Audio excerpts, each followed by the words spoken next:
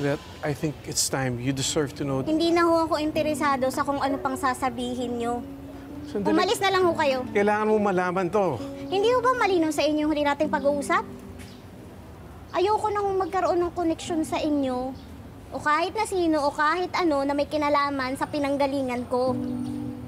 Nananahimik na ho ako eh. Masaya na ako sa pamilyang meron ako ngayon. Kontento na ako sa buhay ko. Kaya wag nyo na ho ako guluhin.